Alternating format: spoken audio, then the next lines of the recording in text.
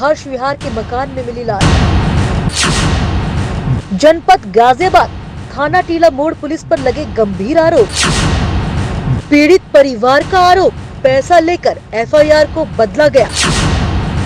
सवाल, क्या गाजियाबाद की पुलिस सुभाष बघेल के गुनाहगारों को बचा रही है? टीला मोड़ की पुलिस पर सवालिया निशान। जी हाँ, इस वक्त मैं मौजूद हूँ थाना टीला मोड़ पर। आप देख सकते हैं मेरे पीछे ये बोर्ड लगा है जिस पर आप देख रहे हैं, जिस पर लिखा है कि थाना टीला मोड़ जनपद गाजियाबाद ये पुलिस थाना है। और ये मामला है हर्ष विहार का।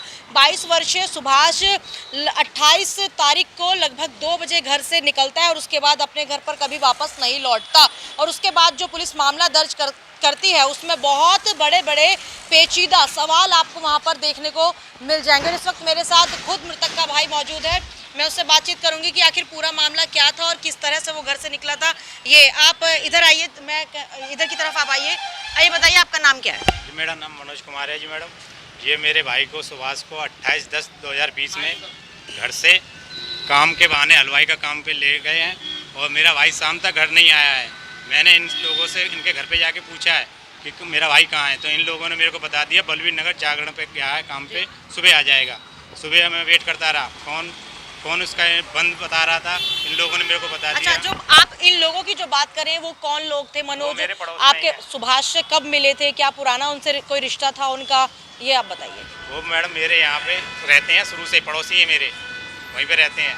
और उन लोगों के साथ गया है मेरा भाई काम पे।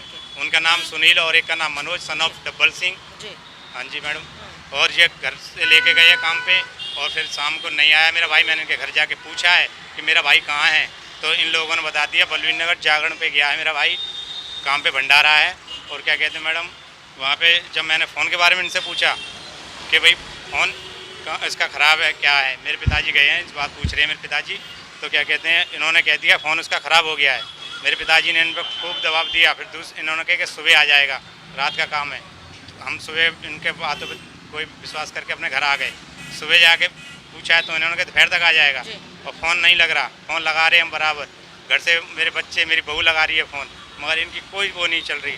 और फिर इन्होंने मेरे को शाम को घुमा दिया कि मैंने तुम्हारा भाई मेरठ भेज दिया काम पे। मेरे पिताजी को बताया इन्होंने कि मेरठ भेज दिया मैंने काम पे, वहाँ पे 3 दिन का भंडारा है। तो मैंने पिताजी ने मेरे कहा कि 3 दिन का भंडारा है तो वहाँ पे और लोग आप तो गए होंगे, उनसे बात कराओ, जो आपका ठेकेदार है उससे बात कराओ।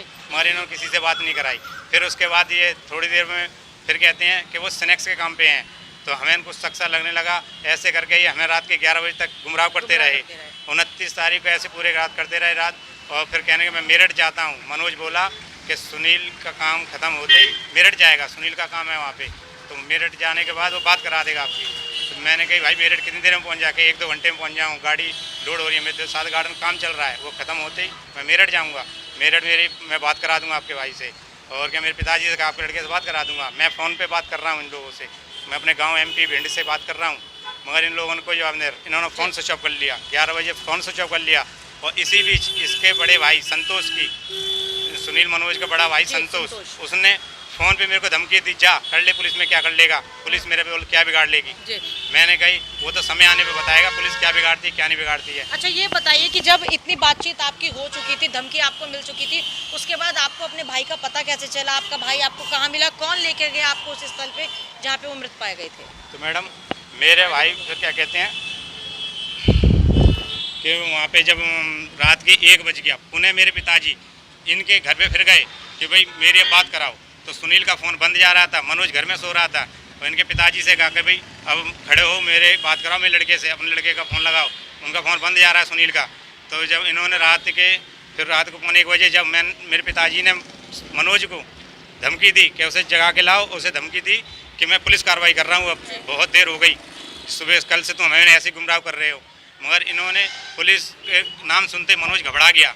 तो मनोज बोला कि तुम्हारा लड़का हर्ष विहार के एक मकान में है। वहाँ पे अब हमने जी उन्हें देखा, इधर सुनील का फ़ोन खुला। सुनील ने मेरे को फ़ोन पे बताया, मैंने फ़ोन पे इन्हें फ़ोन कर रहा था बराबर अपने गांव से ही सुनील को। तो सुनील ने मेरे को बताया कि आप ओल्ड हर्ष विहार में आ जाओ, यहाँ पे आपका भाई है। सुनील, हाँ मेरे भाई के पास सुनील था वहीं मौजूद। उन्होंने मैं यहीं हूँ, आपका भाई यहाँ पे है, आप यहाँ आ जाओ। मैंने कि मेरे भाई वहाँ पे इस टाइम कैसे पहुँचा? तो मेरठ बता रहा था। कल से तो बलवीर नगर, आज मेरठ, अब तो कह रहा हर्ष विहार में। मैं तो बड़ी जल्दी उड़ के आ गया मेरठ से। फिर क्या मैडम, वहाँ फिर हमने पूछा भाई पता, तो इसका भाई मनोज और इसके पिताजी डब्बल सिंह बोले कि हम जानते हैं वो पता कहाँ है। फिर ये हमें लेके वहाँ गए हैं, हम 8-10 जने गए अपने घर से, और वहाँ पे जब देखा है तो मेरा भाई एक कमरे मृत हालत में पड़ा था। तो वहाँ पे चोट के और उसके होंठ फूटे हुए थे। मेरा भाई लेटा हुआ, खून नहीं निकला है, मतलब होंठ फूटे हैं। और मैडम मैं देख के घबरा गए, मेरे पिताजी चुपचाप रह गए। फिर वहाँ से 100 नंबर कॉल करी है, वहाँ पे 8-10 लोग खड़े हैं, उन्होंने 100 नंबर पे कॉल करी है। फिर पुलिस आई है, police MMG hospital Ghaziabad ambulance में लेके गई है। वहाँ पे डॉक्टरों ने देखा, उन्होंने मृत घोषित कर दिया। अच्छा ये बताइए कि मृत भी घोषित कर दिया, जो सुनील और मनोज हैं, उसके बाद उनके ऊपर पुलिस ने क्या कानूनी वहाँ पे पुलिस ने आगे क्या होता है? वहाँ पे पुलिस ने उसी मकान पे सुनील और मनोज दोनों को अरेस्ट किया है। और मेरी मोटरसाइकिल 6342 पैशन एक्सप्रो वहीं पे खड़ी रही है 28 तारीख से, या कभी ये ले गए जब से, उसी के साथ गाड़ी है। किसके साथ गाड़ी है? इन्हीं लोगों के साथ गाड़ी है। इन पे मेरा V15 मोबाइल इन्हीं लोगों पे, इन लोगों पे ही था। अब ये पता नहीं पुलिस वालों पे किन पे, अब इन लोगों पे निकला है मोबाइल। ना उसके जेब से ना कोई एक चिट भी नहीं निकली है, कोई सामान नहीं निकला है।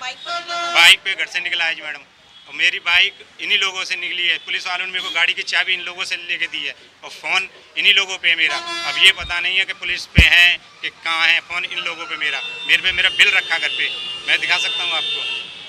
अच्छा ये बताइए कि एक तीसरे शख्स का नाम भी सामने आ रहा है, सोनू कौन है?